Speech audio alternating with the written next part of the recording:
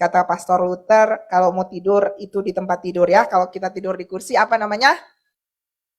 Abnormal. Jadi saya yakin kita semua di sini orang-orang yang normal. Amin ya Bapak Ibu. Nah, saya percaya bahwa setiap kita tes. Oke, tadi kedengaran kayak kurang enak. Oke, saya mau tanya, berapa banyak Bapak Ibu yang hari-hari ini hidup ya dalam aktivitas sehari-hari, tapi saudara tuh sedang menanti kapan ya Tuhan itu datang? Boleh lihat tangannya? Yang rindu kedatangan Tuhan. Wah, masih banyak yang belum rindu ya. Jadi saudara masih enjoy hidup di dunia ya. Benar? Masih mau hidup lama dulu gitu ya? Sekali lagi saya mau tanya, jujur dari hati, nggak usah ikut-ikutan. Saya tidak menghukum juga kok kalau memang jawabannya bukan ya. Berapa banyak Bapak Ibu Saudara yang rindu kapan ya Tuhan datang? Tinggi-tinggi lambai tangan. Tuh malaikat, aku minta catat tuh nama-nama. Kenapa bisa?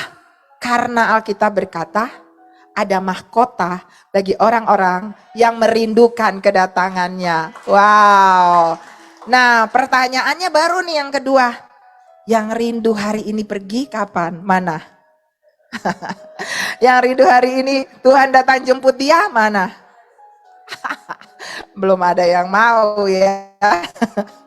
Artinya kita masih mau ada di dunia ini. Benar ya? Tapi kalau kita ada di dunia ini jangan nganggur Bapak Ibu. Karena hidup ini kesempatan. Ya, dan kita nggak pernah tahu juga kapan hidup ini akan berakhir. Nah, siang ini sebuah tema yang agak mungkin membuat saudara berpikir, ya, Tuhan Yesus itu akan segera datang. Nah, yang harus saudara dan saya lakukan apa? Persiapkan diri. Kita nggak perlu tahu kapan Tuhan datang, ya. Kita bukan panitia kedatangan Tuhan, bukan. Kita panitia apa? Penyambutan. Amin. Amin ya. Jadi kita nggak perlu tuh hitung-hitung nanti tanggalnya segini, tahunnya segini. Udah deh. Orang Alkitab bilang anak pun tidak tahu, cuman Bapa yang tahu. Terus kita sok-sok tahu gitu ya. Nggak usah. Yang penting apa Bapak Ibu, kita mempersiapkan diri. Dan sepasti matahari terbit, sepasti itu Tuhan akan datang. Katakan amin. Yang yakin mau Tuhan datang katakan amin. Nah, kenapa bisa? Tuhan itu bukan Tuhan yang suka janji dan tidak tepati janji. Yohanes 14 ayatnya yang ketiga berkata, waktu Tuhan Yesus terangkat ke surga, dia berkata, dan apabila aku telah pergi ke situ dan telah menyediakan tempat bagimu, aku akan datang kembali dan membawa kamu ke tempatku, supaya di tempat di mana aku berada, kamu pun berada. Wow. Jadi Tuhan Yesus lagi ngapain nih? Di sana di surga. Siapin rumah bagi saudara dan saya. Wow. Haleluya. Berapa banyak yang mau tinggal selamanya di dunia? Saya gak mau. Nehi Bapak Ibu ya. Saya mau hidup dengan Tuhan Yesus. Dan saya juga gak mau tinggal di padang rumput di sana yang tempat kosong gak ada rumah. Saya mau punya rumah di sana. Dan Tuhan Yesus menjanjikan, dia pergi menyediakan tempat, dia pergi menyediakan rumah bagi orang-orang yang percaya kepadanya. Haleluya, amin. Jadi kedatangan Tuhan Yesus kedua kali untuk menjemput kita, waktu Tuhan Yesus terangkat ke surga itu kan saudara apa yang terjadi? Kalau dalam firman Tuhan dikatakan, ada awan ya yang mengangkat Tuhan Yesus, ada awan yang turun, lalu Tuhan Yesus masuk ke atas awan itu dan dia terangkat ke surga. Tiba-tiba murid-murid melihat langit udah kosong. Makanya Pastor Luther waktu kenaikan Tuhan Yesus berkhotbah tentang apa? Ada yang masih ingat? Oh, ada yang tahu ya. Udah tepuk tangan dulu. Kayaknya ntar dapat voucher DJ. Ya, Tuhan Yesus terangkat ke surga. Murid-murid lihat lagi udah empty sky, langit yang kosong, cuman ada langit biru. Tuhannya mana? Tuhannya mana? Mereka ketakutan, saudara. Tapi Tuhan Yesus bilang, aku pergi menyediakan tempat bagi kamu. Wow. Dan sepasti itu janjinya dia akan datang menjemput kita di awan-awan juga. sepasti itulah saudara dan saya akan bersama dengan dia untuk selama-lamanya. Nah, kalau di gereja, saya nggak tahu saudara ngerti nggak, tapi anak saya bilang, "Mah, kayaknya kita perlu kasih tahu deh, apa itu yang namanya pengangkatan ya." Ada banyak pelajaran, ada banyak tafsiran tentang bagaimana gereja itu akan diangkat. Seperti Tuhan Yesus naik ke awan-awan, nah saudara dan saya juga akan naik ke awan-awan ya. Lalu kita akan dibawa dengan awan-awan itu bersama dengan Tuhan. Lalu kita akan ada di sana. Dan apa yang terjadi di bumi?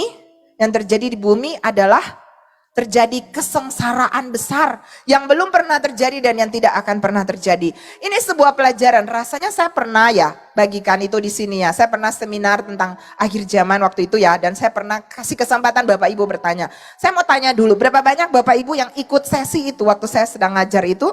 Boleh lambaikan tangan. Jadi saya tahu seberapa banyak yang sudah ngerti. Oke. Coba sekali lagi Bapak Ibu yang ikutin waktu saya ngajar itu di sini. Sebagian kecil ya, berarti banyak yang belum mengerti ya. Nah, tapi siang ini saya nggak mau lebih fokus kepada tanda-tanda yang sedang terjadi dan yang akan terjadi, tapi sedikit gambaran saja. Kalau yang namanya kita mengalami yang namanya pengangkatan, kita diangkat, gereja Tuhan diangkat, bahasa kerennya dibilang rapture, saudara dan saya diraibkan, diangkat, dilepaskan dari kesengsaraan yang akan menimpa bumi. Alkitab berkata akan ada masa kesengsaraan yang namanya tribulation, di mana itu saudara tahu kesengsaraan yang belum pernah terjadi dan yang tidak akan pernah terjadi lagi. Zaman Kaisar Nero, saudara tahu, itu di zaman itu sudah terjadi berpuluh-puluh tahun, ratusan tahun yang lalu, waktu kekaisaran Nero, apa yang terjadi? Orang Kristen yang disebut Kristen dijadikan santapan singa. Orang Kristen dijadikan obor hidup-hidup dibakar. Orang Kristen gak bisa hidup bebas, dikejar-kejar. Itu udah penganiayaan banget pada masa itu. Tapi yang Alkitab bilang, di depan mata saudara dan saya, ketika yang namanya antikris berkuasa, maka akan ada satu masa kesengsaraan yang tidak pernah terjadi. Berarti yang Nero punya itu belum separah itu. Padahal itu udah parah banget. Yang di depan ini belum pernah dan tidak akan pernah terjadi. Kita akan diberikan tanda chips 666 dan sebagainya. Itu pelajarannya banyak banget. Tapi siang ini saya nggak punya waktu untuk bagikan itu Bapak Ibu. Tapi sedikit gambaran tentang Kak Roni, bisa siap filmnya? Oke, kita akan lihat seperti apa yang namanya rapture itu. Yang akan terjadi di depan mata kita. Nanti setelah itu saya jelaskan. Boleh putar sebuah film ini dan Bapak Ibu perhatikan ya gambaran. Jadi Bapak Ibu ngerti apa sih yang namanya pengangkatan gereja ya. One day Jesus is coming. You may be at church. You may be at work. You may be asleep. God grant that you will be ready when he makes his personal appearance.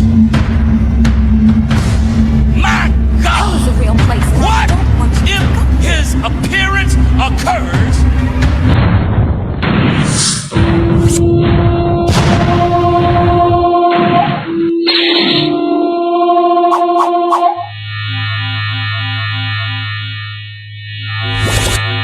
Itu yang disebut rapture saudara.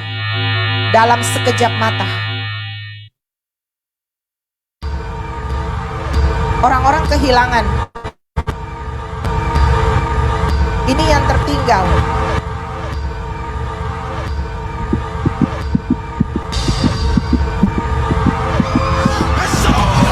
Mereka menyesal.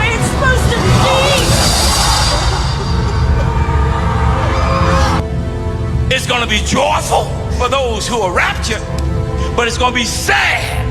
Ini orang-orang yang tertinggal. Kenapa bisa terjadi? Karena mungkin saja pilotnya rapture. Ini masa penganiayaan besar, tribulation. Wow. 800,000 people per Ini year. kesesakan besar, saudara. Matius 24 mencatat itu tentang tanda-tanda yang belum pernah saudara dan saya lihat sebelumnya. Kesukaran besar. Ya, kita nggak pernah lihat dan tidak akan pernah lihat lagi. Orang-orang akan tanda 666. Antikris mulai berkuasa dan orang tidak bisa berbelanja kalau nggak pakai tanda itu selamanya. Haleluya. Sedikit penasaran ya. Bagus kalau saudara penasaran ya. Nanti kalau mau tanya saya, atau tanya Pak Roni, atau tanya satu dengan yang lain yang ngerti. Ya Bapak Ibu. Matius 24 ayat 21 sampai 24 berkata, sebab pada masa itu akan terjadi siksaan yang dahsyat, seperti yang belum pernah terjadi sejak awal dunia sampai sekarang, dan yang tidak akan terjadi lagi. Dan sekiranya waktunya tidak dipersingkat, maka dari segala yang hidup tidak akan ada yang selamat. Akan tetapi oleh karena orang-orang pilihan, waktu itu akan dipersingkat. Pada waktu itu, jika orang berkata kepada kamu, lihat Mesias ada di sini atau Mesias ada di sana, jangan kamu percaya. Sebab Mesias-Mesias palsu dan nabi-nabi palsu akan muncul. Dan mereka akan mengadakan tanda-tanda yang dahsyat dan mujizat-mujizat. Sehingga sekiranya mungkin mereka akan menyesatkan orang-orang pilihan Tuhan. Saudara, sesuatu yang pasti ada di depan mata kita. Jadi tadi kalau saudara lihat sekilas gambaran itu yang terjadi, maka orang-orang yang hari ini berani bayar harga dengan hidup sungguh-sungguh dengan Tuhan, yang nanti saya akan bagi. Seperti apakah cara hidup kita? Saya mau tanya, berapa banyak saudara yang mau rapture? Boleh lihat tangannya? Rapture itu apa? Saudara belum ngerti ya tadi ya. Jadi kita ini misalnya kita seperti begini, tubuh kita diubah menjadi tubuh kemuliaan. Apapun yang palsu di kita, baju ini kan palsu ya, barang palsu, gigi palsu, rambut palsu. Yang palsu-palsu lepas semuanya. Tubuh kita langsung diubah menjadi tubuh kemuliaan. Lalu kita terangkat, ketika bunyi sangkakala berbunyi, saudara dan saya akan terangkat bersama dengan semua orang percaya di seluruh dunia. Di masa itu, orang-orang yang masa ini tidak mempersiapkan dirinya, saya akan bagi tentang bagaimana mempersiapkan diri supaya saudara enggak tinggal. Saudara tidak ketinggalan. Kenapa? Karena orang-orang yang ketinggalan akan masuk di masa penganiayaan besar. Great Tribulation ya. Nah, yang saya mau bagikan begini, bahwa hari-hari ini kalau orang bicara tentang akhir zaman, ada yang percaya, ada yang takut, tapi ada yang bilang, itu mah dongeng, itu mah cerita-cerita nenek moyang yang dari dulu-dulu nggak jadi-jadi sampai sekarang.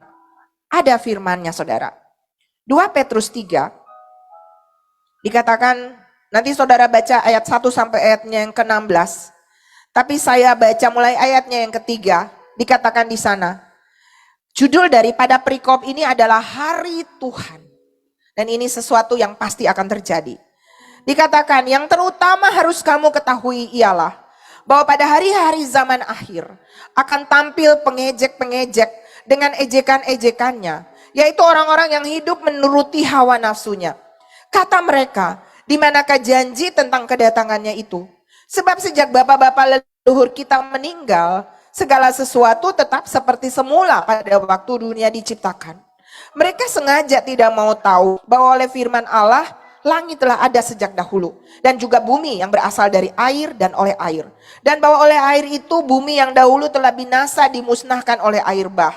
Tetapi oleh firman itu juga langit dan bumi yang sekarang terpelihara dari api. Dan disimpan untuk hari penghakiman dan kebinasaan orang fasik. Ayat 8. Akan tetapi saudara-saudaraku yang kekasih, yang satu ini tidak boleh kamu lupakan. Yaitu bahwa di hadapan Tuhan satu hari sama seperti 1000 tahun. Dan 1000 tahun sama seperti satu hari. Tuhan tidak lalai menepati janjinya. Sekalipun ada orang yang menganggapnya sebagai kelalaian. Tapi ia sabar terhadap kamu. Karena ia menghendaki supaya jangan ada yang binasa.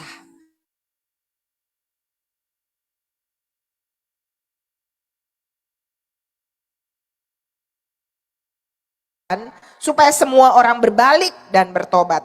Tetapi hari Tuhan akan tiba seperti pencuri. Pada hari itu langit akan lenyap dengan gemuruh yang dahsyat. Dan unsur-unsur dunia akan hangus dalam nyala api. Dan bumi dan segala yang ada di atasnya akan hilang lenyap, termasuk APL Tower.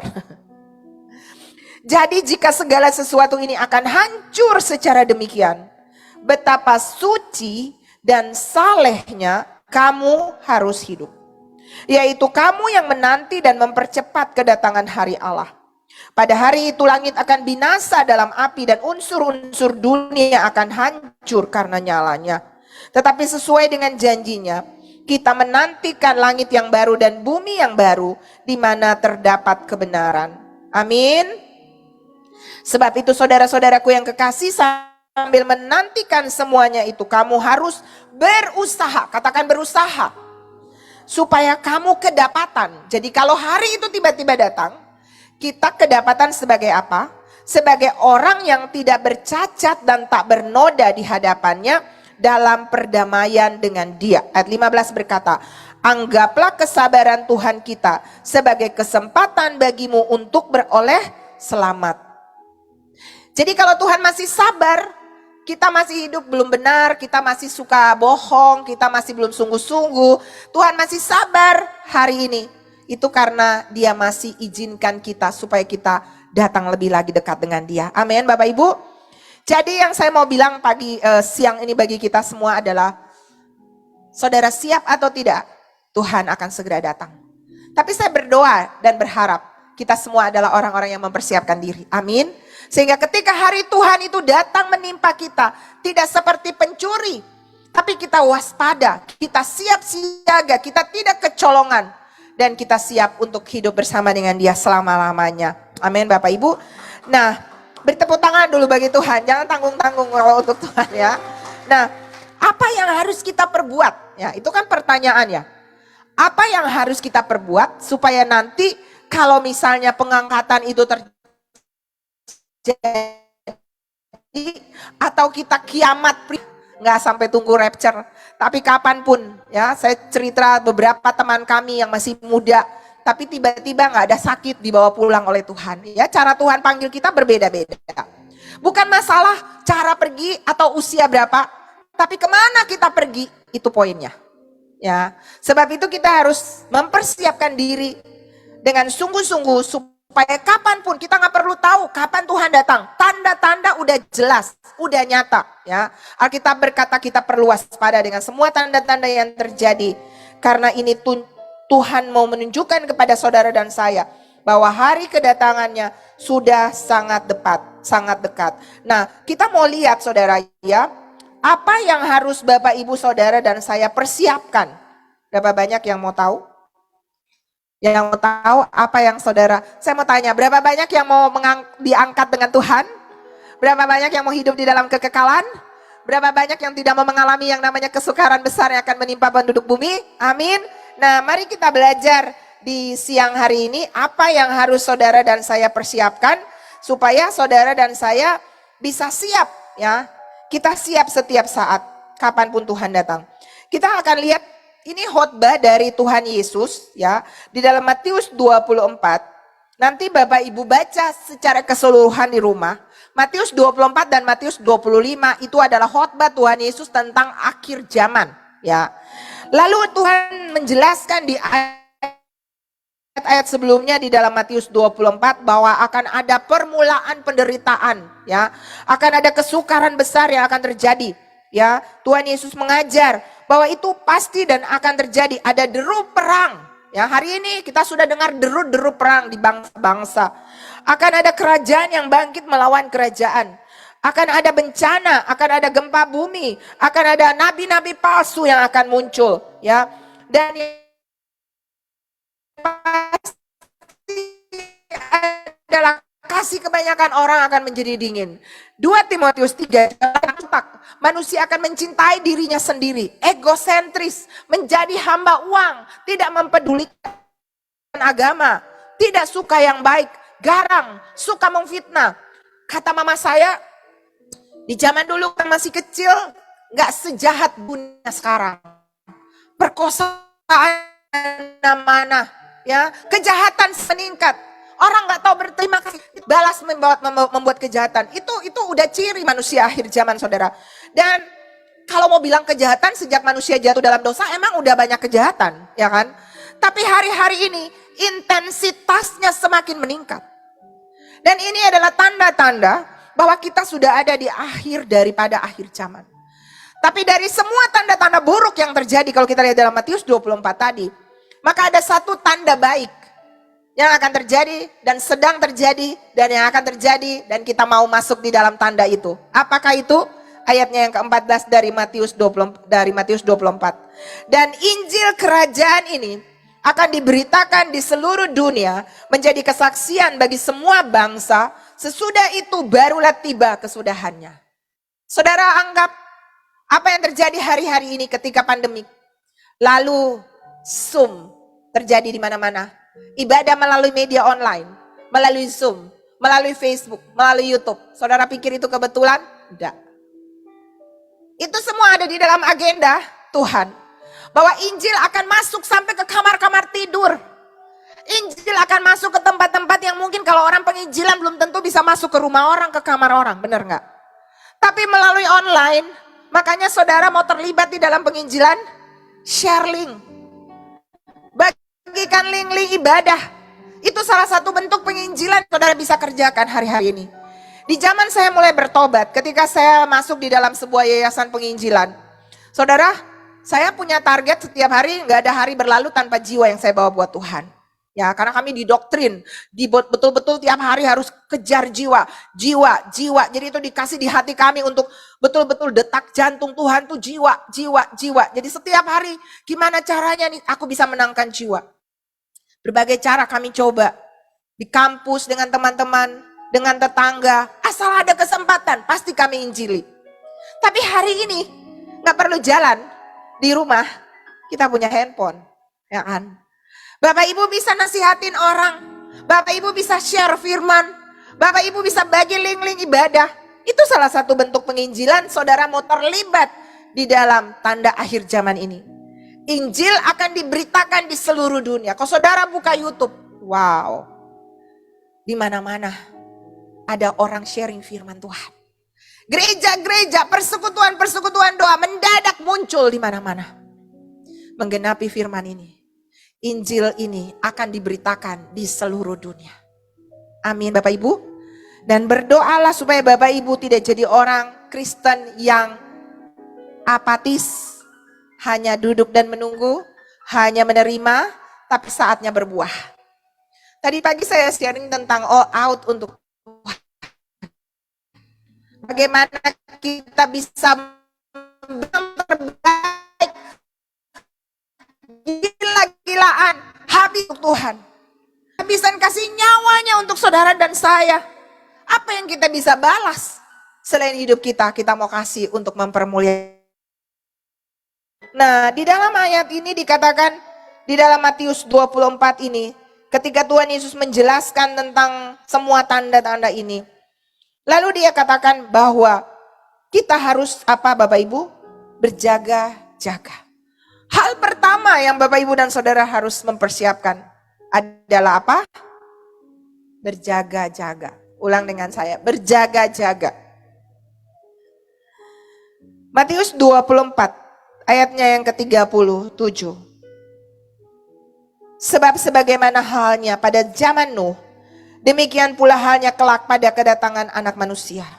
Sebab sebagaimana mereka pada zaman sebelum air bah itu makan dan minum, kawin dan mengawinkan, sampai kepada hari Nuh masuk ke dalam bahtera. Makanya Pastor Luther bilang bisnis akhir zaman yang paling ngetop apa? Makan minum. Karena ternyata ini tanda akhir zaman saudara ya. Seperti zaman Nuh, orang makan minum, kawin mengawinkan, sampai tiba-tiba air bah itu datang dan mereka terkejut. Mau datang, mau masuk ke dalam bahtera lagi, pintu bahtera sudah tertutup. 400 tahun Nuh berkhotbah. Kalau dia ada di zaman sekarang, pendeta gagal. Gak ada yang bertobat. Dan tiba-tiba air bah datang. Nuh dan keluarganya masuk ke dalam bahtera. air turun menutupi dunia, bumi, dan semua gunung-gunung ditutupin oleh air ini. Orang-orang berenang berteriak minta tolong, terlambat. Sebab itu seperti zaman itu kita harus berjaga-jaga. Bangun bahtera saudara. Bahtera itu berbicara tentang apa? Rumah rohanimu dengan Tuhan. Bahtera itu adalah tempat di mana saudara dan keluarga membangun mezbah, membangun tempat hadirat Tuhan yang nanti akan menyelamatkanmu ketika air bah itu datang. Berapa banyak saudara yang selama ini mungkin belum punya mezbah dengan Tuhan? Masih ada kesempatan. Ayo, mulai membangun bahteramu, kehidupan pribadimu dengan Tuhan, membangun kehidupan rohani dengan Tuhan. Kalau dulu hanya hidup untuk diri sendiri, bahtera itu berbicara tentang saudara jadi berkat bagi orang lain. Mulailah berpikir, aku mau bikin apa? Aku mau melayani Tuhan, aku mau berdoa, aku mau jangkau jiwa, aku mau nolong orang lain. Apapun yang ada padaku, aku punya talenta.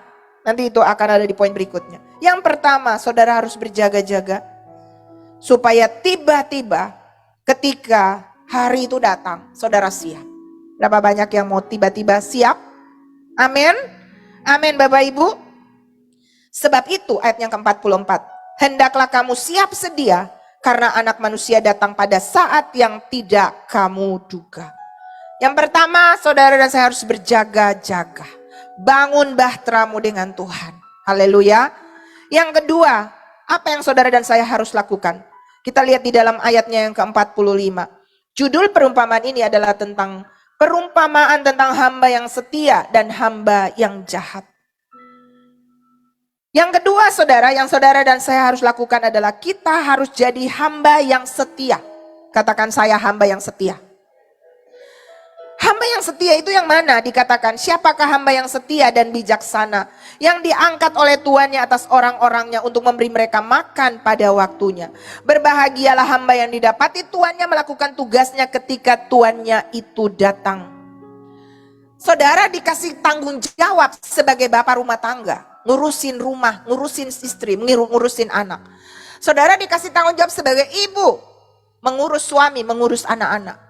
Sebagai anak, Bapak Ibu dikasih tanggung jawab untuk jadi anak yang memberkati, menjadi berkat bagi orang tua, menyenangkan hati orang tua, menjadi anak yang membawa dampak bagi keluarga, ya. Sebagai pekerja di kantor, saudara menjadi dampak di sana, mengerjakan segala sesuatu dengan excellent seperti Daniel, seperti Yusuf. Sehingga orang-orang yang tidak mengenal Tuhan melihat saudara pekerjaanmu dan bilang, wow, excellent, kenapa bisa? Oh, ternyata karena saya punya Yesus. Yesus yang memberikan saya hikmat dan kebijaksanaan. Kita menjadi garam dan terang. Kita menjadi teladan dimanapun kita berada. Itu wujud daripada kita menjadi hamba yang setia. Dikasih apa yang Tuhan percayakan dan kita lakukan dengan maksimal. Sebagai mahasiswa, sebagai pelajar, sebagai jemaat, sebagai pekerja, sebagai hamba Tuhan. Apa yang harus kita berikan kepada Tuhan? Kesetiaan kita. Melakukan tanggung jawab sampai tuntas. Amin. Amin Bapak Ibu. Sekecil apapun kepercayaan yang Tuhan kasih kepada saudara, itu bentuk tanggung jawab yang kita harus selesaikan sampai tuntas. Itulah bentuk orang-orang yang melakukan tugas dengan setia. Dan Alkitab berkata di sini bahwa ketika Tuhannya datang, maka Tuhan akan memberikan reward, memberikan hadiah kepada orang hamba yang baik. Tapi kepada hamba yang jahat itu dilemparkan ke dalam tempat yang paling gelap. Saudara dan saya harus mempersiapkan diri menjadi hamba-hamba yang setia. Amin. Amin Bapak Ibu. Dan yang ketiga Bapak Ibu, yang pertama berjaga-jaga. Yang kedua jadilah hamba yang setia, ya. Yang bertanggung jawab dengan semua kepercayaan yang Tuhan berikan. Dan yang ketiga, di dalam Matius 25, ayatnya yang pertama, itu perikopnya adalah tentang gadis-gadis yang bijaksana dan gadis-gadis yang bodoh. Bapak Ibu baca nanti di rumah. Cerita ini bercerita tentang dua tipe gadis.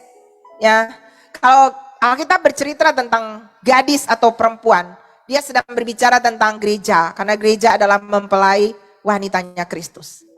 Dikatakan gadis-gadis ini punya pelita. Yang bijaksana dan yang bodoh sama-sama punya pelita. Apa itu pelita? Mazmur berkata, Firman-Mu adalah pelita bagi kakiku dan suluh bagi jalanku. Haleluya. Berarti kita semua ini, gadis bijaksana dan gadis bodoh ini punya firman, ya kan?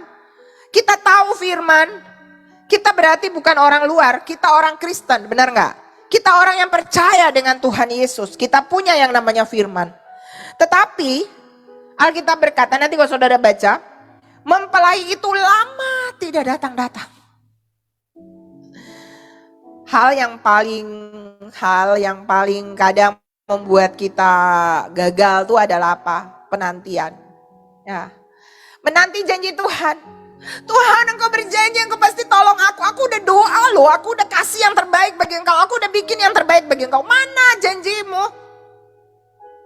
Kita nagih janji sama Tuhan. Mungkin tinggal satu tikungan Tuhan tuh mau kasih. Tapi banyak orang Kristen gagal di tengah jalan. Karena mungkin itu tikungan terakhir, tapi dia gak sabar. Dan kita kehilangan. Alkitab berkata, kita akan menuai apa yang kita tabur jika kita tidak menjadi lemah. Kapan kita lemah? Ketika kita berhenti menanti.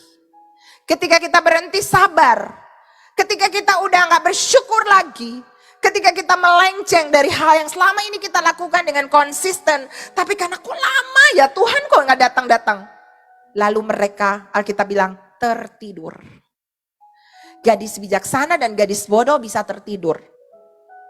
Artinya kita bisa ada dalam situasi-situasi yang kita sepertinya kembali dalam situasi harian kita. Dan kita gak duduk kan stay fokus. Tuhan datang, Tuhan datang, Tuhan datang. Kan gak gitu saudara.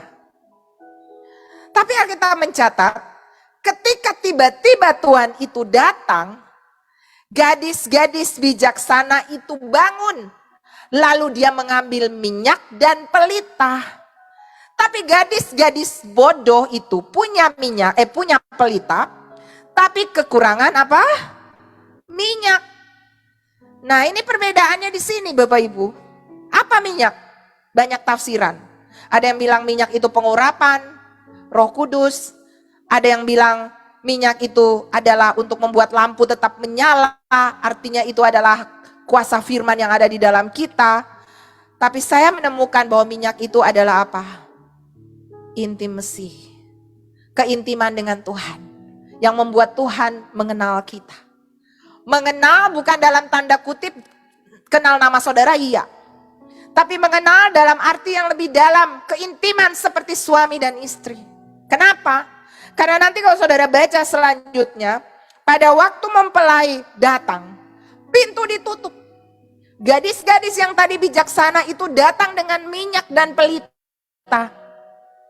Lalu mereka yang bodoh, kekurangan minyak saudara. Mereka punya pelita tapi nggak punya minyak, minyaknya kurang. Lalu mereka bilang kepada gadis yang bijaksana gini, bagi dong minyakmu. Tapi gadis bijaksana bilang begini, jangan, nanti tidak cukup untuk kami dan untuk kamu. Maksudnya apa saudara? Setiap kita sudah punya takaran dengan Tuhan.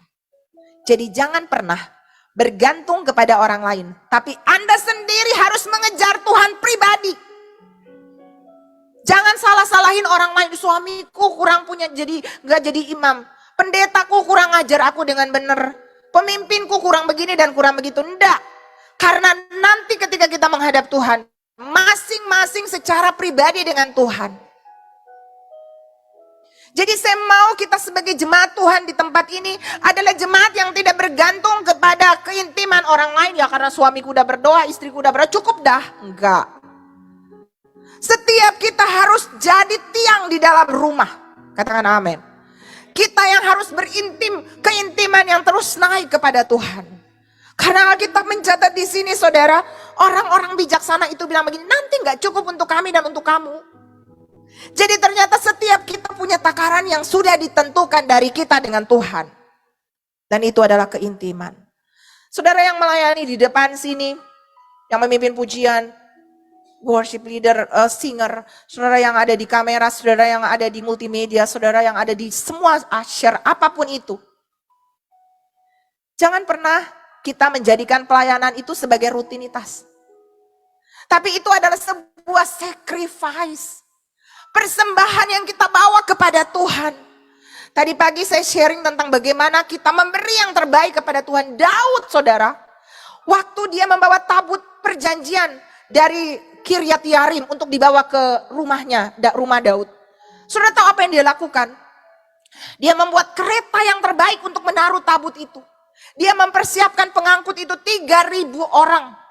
30 atau 30.000 atau 3.000, pokoknya banyak banget ya. Itu orang-orang yang dikatakan terbaik. Lalu saudara tahu dalam perjalanan menuju ke kota Daud, apa yang dia lakukan? Dia menari-nari sampai setengah telanjang. Wow. Dan setiap 6 langkah mereka maju dengan tabut. Mereka mempersembahkan korban, memotong lembu tambun, saudara. Dan itu korban. Saya baca itu, saya tuh, itu yang membuat saya dapat firman tadi pagi. Saya bilang, Tuhan, kita nih belum apa-apa, tapi kita udah nuntut ini, nuntut itu. Kenapa Tuhan belum tolong saya? Padahal kita belum setotalitas Daud loh. Dan saudara tahu apa yang dia lakukan? Dia menari-nari sampai dia seperti orang gila. Lalu istrinya melihat, Mikal namanya. Dia lihat Raja Daud kayak orang gila, menari sampai setengah telanjang dengan tabut itu. Lalu dia memandang rendah Daud. Ketika Daud masuk ke rumah, Mikal bilang begini, memalukan. Seorang raja kok, raja tuh harus jaim, harus sopan. Tapi buat Tuhan, ketidaksopanan dengan hati yang tergila-gila buat Tuhan, itu sesungguh keteraturan yang dari Tuhan. Tepuk tangan bagi Tuhan kita. Jadi ketika saudara misalnya dalam satu area, orang itu lagi nyanyi loncat-loncat ya, mungkin mulai ke depan ya Pak Roni, teman-teman para profetik di sini, kita mesti lebih tidak jaim waktu memuji Tuhan. Haleluya. Ya. Coba bangkit berdiri ya. Haleluya. Saudara masih jaim kan? Coba tepuk tangan dulu yang paling meriah buat Tuhan. Bangkit berdiri dan teriakan haleluya. Haleluya. Saudara tahu enggak? Waktu Daud melompat-lompat menari, lalu istrinya itu ngenyek ya, meledek ya. Raja, gayanya kayak orang kampungan. Ya, kita kadang juga gitu saudara ya di gereja, tepuk tangan. Aku kan menari. Di hadapan rajaku menari. Senyum sana, senyum. Jaim banget saudara. Itu kan dia direktur. Malu-maluin. Masa sih mesti sampai loncat-loncat. Lalu kita mulai pelan-pelan. Tepuk nyamuknya juga gak mati.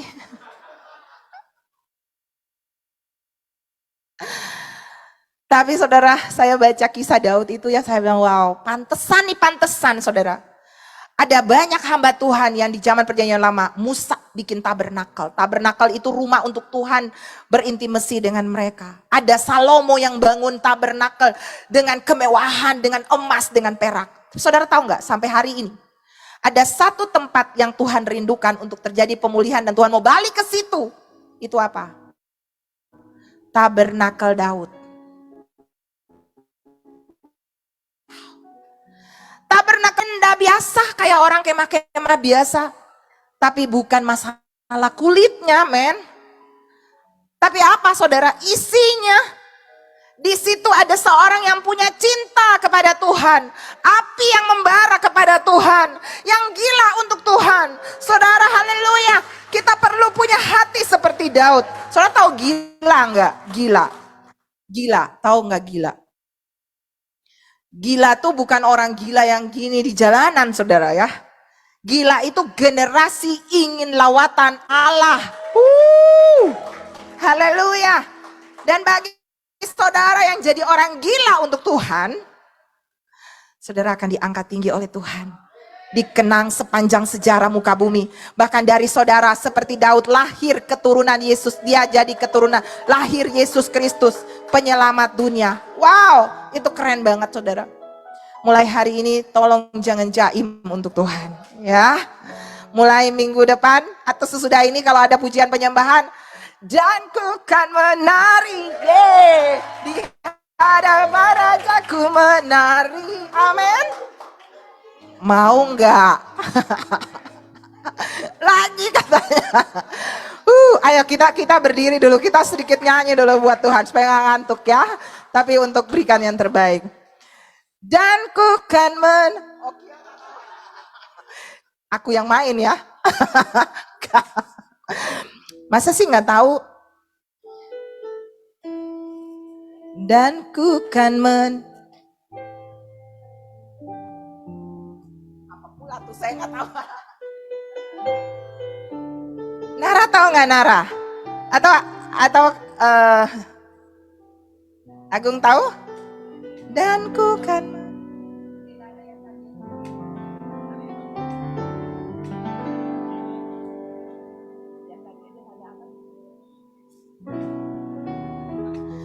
dan ku kan menari di hadapan Rajaku menari sambil memuji. Mari dong singer di depan. Ayo well. Masih kurang, jadi perlu pakai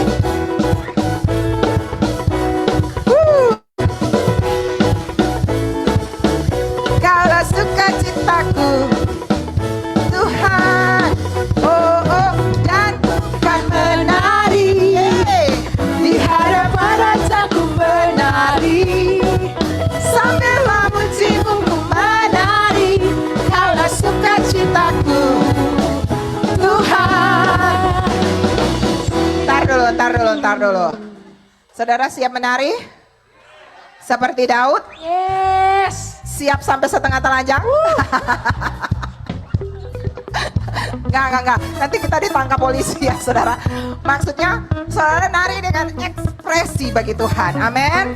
Jadi mau menari, mau melompat, mau sambil ya. Oke. Coba singer pakai.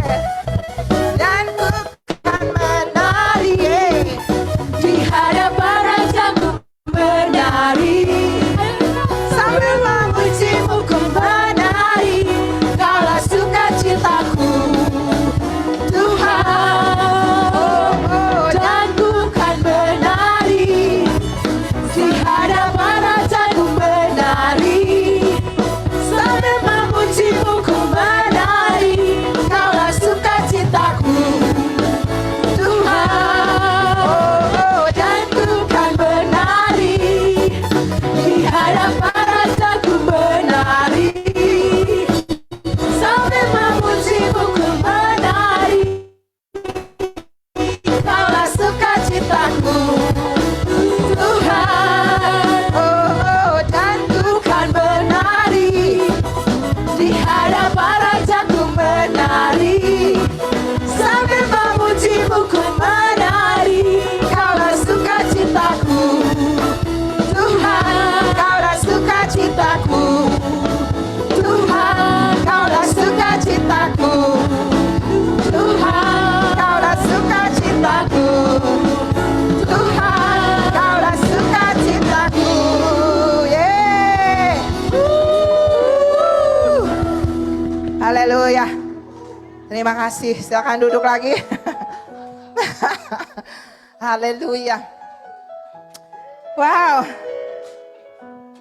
Saya bayangkan ada teropong dari surga, ada CCTV Tuhan, dan Tuhan lagi lihat siaran channelnya. Wow, ada di APL Tower lantai 27.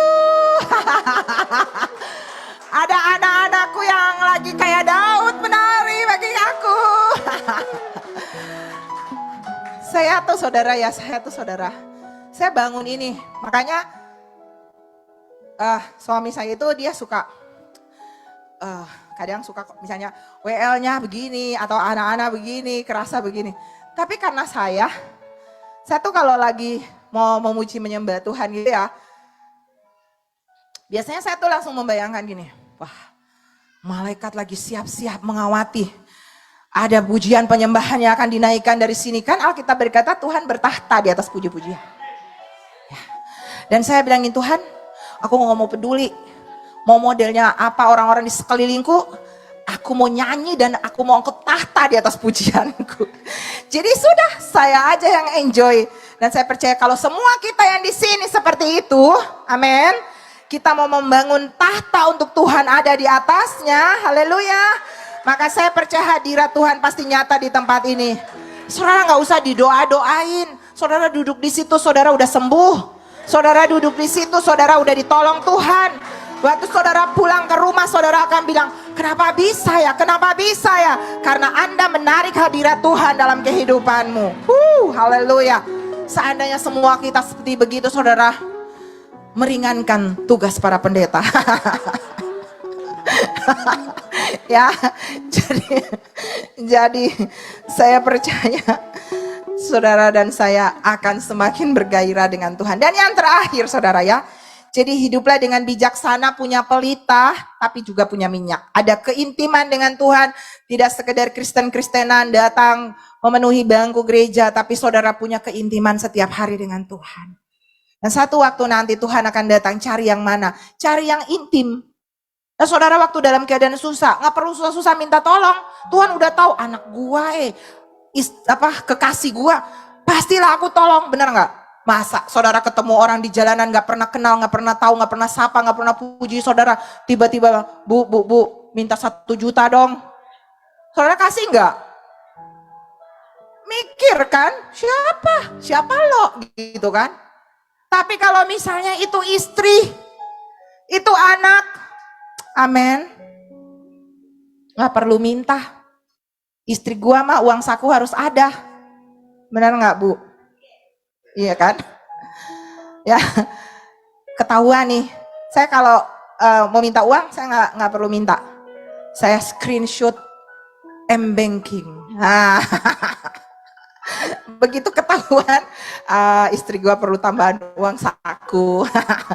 Karena apa? Suami istri dekat, kan? Tapi kalau kita jauh di sana nggak pernah ketemu-temu, jarang datang bicara, butuh waktu. Makanya kan Pastor Luther kita sering bilang kepada saudara, jangan tunggu udah Tuhan kita dalam masalah baru cari Tuhan. Itu sama dengan UGD. Kita jadikan Tuhan UGD, ya kan? Sebab itu mari kita jadi orang Kristen yang punya keintiman dengan Tuhan. Dalam suka dan duka tetap cari Tuhan. Amin. Jangan memperalat Tuhan, kalau susah baru cari Tuhan, begitu Tuhan tolong, bye-bye Tuhan. Nanti kalau ada masalah lagi, muncul lagi, ini pasti ada masalah nih. Enggak gitu ya saudara, saya berdoa di sini kita bukan orang Kristen yang seperti itu. Amin Bapak Ibu. Dan yang terakhir saudara, ya dari Matius 25 tadi, apa yang saudara dan saya harus lakukan untuk persiapan kita menyongsong kedatangan Tuhan ini? Yang terakhir adalah dikatakan di sini judul ayatnya yang ke-14 Matius 25, perumpamaan tentang talenta. Apa yang saudara dan saya harus siapkan? Saudara harus melabakan talenta. Setiap kita nggak ada yang lahir kosong, saudara. Setiap kita itu lahir dengan talenta. Minimal ada 1. Ya, karena firman ini bilang ada yang 1, ada yang 2, ada yang 5. Tuhan kasih kita talenta bukan untuk disimpan, tapi untuk diperlabakan. Jadi saudara jangan jadi orang yang apatis, vakum, gak pernah berkembang-kembang, bertumbuh-tumbuh, melabakan. Melabakan tuh gimana caranya? Saudara punya talenta, misalnya saudara bisa masak ya. Banyak nih kita di sini ibu-ibu yang pintar masak. Pakai talenta saudara itu misalnya masak, kasih makan orang-orang pemulung, orang-orang susah di jalanan sana. Kita nanti akan ada program-program itu ya Bapak Ibu. Atau saudara punya talenta, misalnya saudara itu memang orang suka memberi. Ya, ada ibu-ibu di sini, ada Ibu Mel di sini, yang kalau saudara setiap minggu itu saudara dikasih dikasih snack. Itu karena ada orang yang punya talenta untuk memberi, berbagi. Ya. Dan dia mau melabakan. Dapat apa? Enggak. Itu investasi kekalnya di surga. Itu material yang dia kirim ke surga. Itu atap. Apapun yang sekecil apapun saudara lakukan. Saudara mau melayani. Main musik di depan. Singer. WL. Usher. Doa. Itu bagian dari saudara melabakan talenta. Karena saudara kalau senyum manis. Mana coba lihat yang senyum-senyum manis. Tolong nih Ibu Mega, Ibu Teresia, yang senyum-senyum manis catat namanya, masukin di daftar Asher. Ya. Jadi saudara ngapain di depan sana? Pasang senyum. Ya. Itu talenta. Saya pernah lihat ya, ada orang, ya suami saya contohnya ya, pernah dulu dia suka senyum-senyum. Jadi kalau ada orang datang ke tempat kerjanya, dia senyum-senyum, mau cowok, mau cewek. Nah, ada satu bapak, ini true story ya saudara ya. Ada satu bapak, waktu lihat suami saya setiap kali datang, halo, senyum, sana sini gitu ya. Dia pertama pikir apa suami saya? Homo. Karena dia laki-laki kan. Ini cowok kok senyum-senyum ya sama saya. Saya bilang, jangan-jangan kamu senyumnya senyum genit. Enggak, dia sokrap gitu ya, mau akrab. Dikirain homo saudara. Nah satu ketika, dia dengan temannya datang ke rumah. Lalu, waktu mereka sharing firman, habis itu kesaksian dia cerita. Dulu saya pikir, Pastor Luther tuh, awalnya saya pikir homo, senyum-senyum sama saya. Tapi dari situ dia tertarik untuk tahu ini orang ngapain gitu. Ternyata dia hamba Tuhan. Dan saudara tahu, akhirnya dia sekarang juga jadi hamba Tuhan. Apa yang saya mau bilang? Senyummu bisa membuat orang datang kepada Tuhan. Jadi jangan anggap enteng yang suka senyum-senyum manis.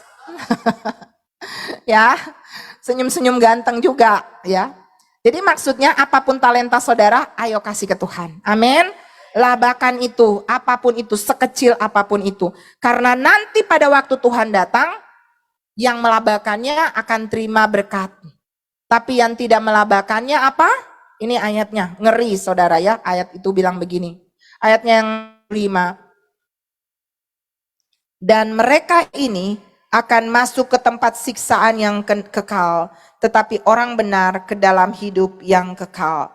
Oh iya, ayat sebelumnya itu kalau saudara lihat, itu orang itu dicampakannya tuh dibilang begini, nyala daripada, dikatakan di sana, ayat 30, dan campakkanlah hamba yang tidak berguna itu ke dalam kegelapan yang paling gelap. Di sanalah akan terdapat ratap dan kertak gigi. Itu hukuman bagi orang yang ngapain?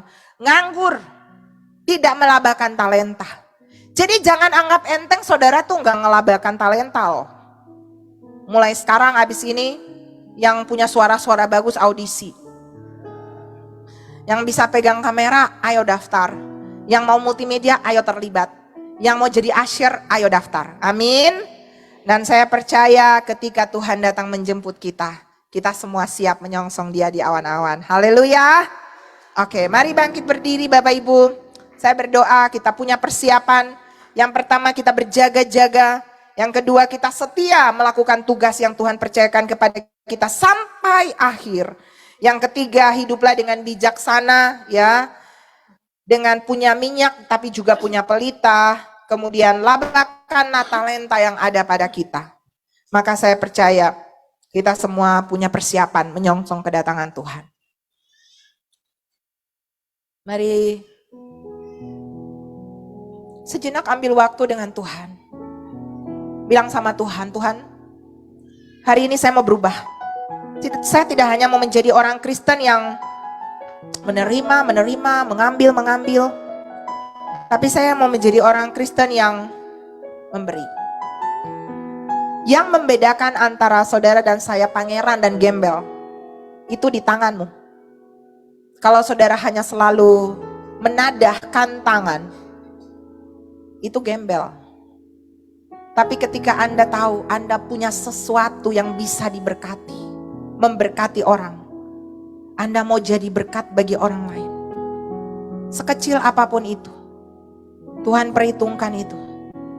Dan jika Anda adalah bilang, saya mau jadi pangerannya Tuhan, saya mau menjadi calon-calon mempelainya Tuhan Yesus, menyongsong kedatangan Tuhan, maka hiduplah jadi berkat. Dan kalau itu saudara angkat tangan kepada Tuhan.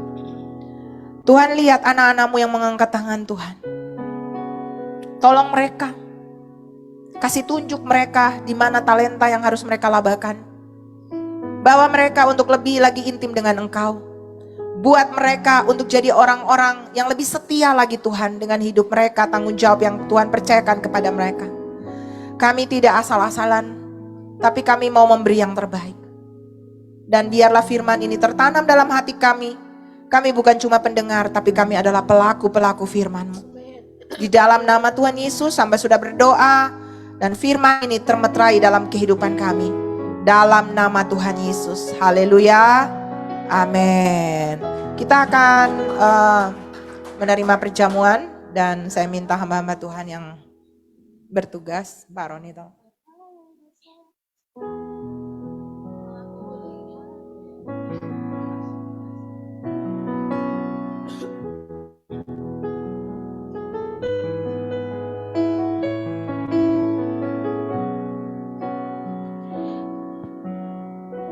Telah kulihat bukti kasih-Mu, Kau menderita gantikanku. Dengan darah-Mu Kau selamatkanku. Kini ku hidup menyenangkan-Mu.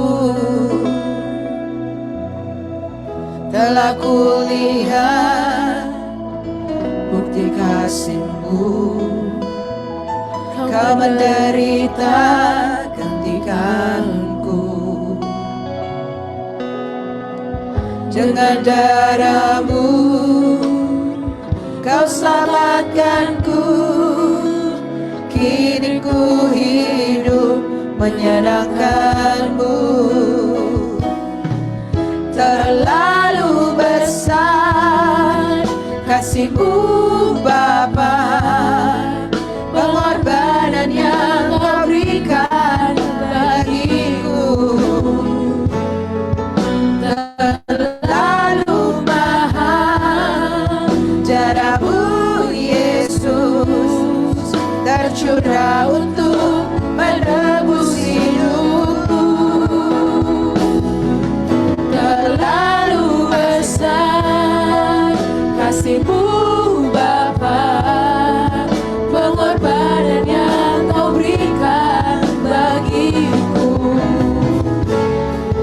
Terlalu mahal darah-Mu Yesus, tercurah untuk menebus hidupku.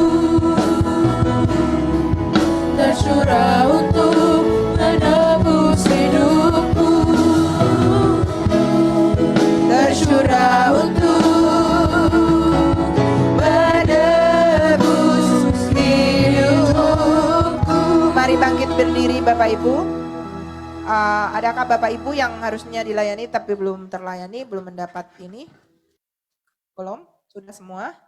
Oke, mari angkat tangan, angkat roti di tangan kanan kita. Terima kasih Tuhan untuk pengorbanan-Mu yang sempurna bagi kami. Bukti kasih-Mu telah Engkau tunjukkan bagi kami dengan memberi yang terbaik bagi kami. Sebab itu tidak ada alasan untuk kami tidak memberi yang terbaik bagi Tuhan. Kami mau memberi yang terbaik bagi-Mu bukan karena kami mau mendapat apa-apa lagi Tuhan. Karena sesungguhnya semua yang ada pada kami itu juga milik Tuhan. Dan kami mau kembalikan itu untuk kemuliaan dan hormat bagi nama-Mu. Pada malam waktu Tuhan Yesus diserahkan, Dia mengambil roti ini, memecah-mecahkan dan berkata, perbuatlah ini menjadi peringatan akan daku setiap kali kamu memakannya. Percayakah saudara dan saya bahwa roti yang kita angkat ini adalah persekutuan kita dengan tubuh Tuhan Yesus? Makan dengan percaya dalam nama Yesus.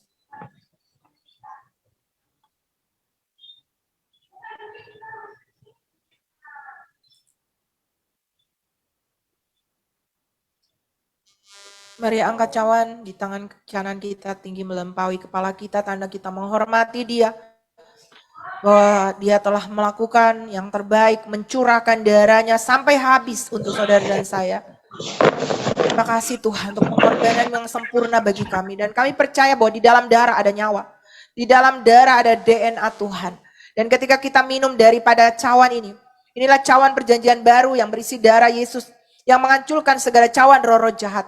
Dan kita percaya bahwa ketika darahmu mengalir, tubuh darah dan darahmu ini mengalir dalam tubuh kami, maka kehidupan Tuhan juga menyatu dengan kami. Sehingga hidup kami adalah hidup yang semakin diubahkan menyerupai Engkau.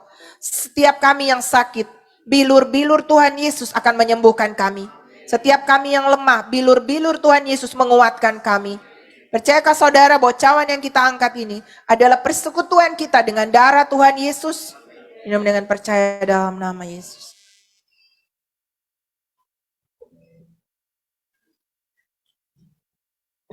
Mari mengucap syukur Bapak.